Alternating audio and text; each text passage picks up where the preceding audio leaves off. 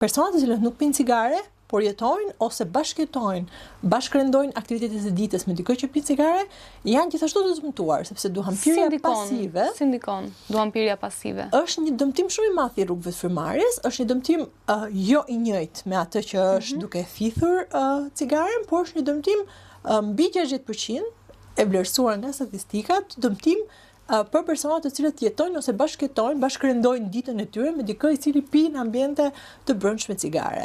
Kështu që vërtet lënia e cigares për individin është e rëndësishme, sepse të mirat benefitet janë personale, por jo vetëm. Sepse në momentin që ne bashkërendojmë ditën me dikë që pi cigare në të njëjtët ambient ku ne jetojmë, ku marrim frymë, ku kalojmë ditën tonë, ku bëjmë punën tona, arrijmë që të kemi dëmtime thelbësore në rrugët tona të frymëmarrjes dhe në mushkërinë tonë që na sjellin dëme shumë të mëdha.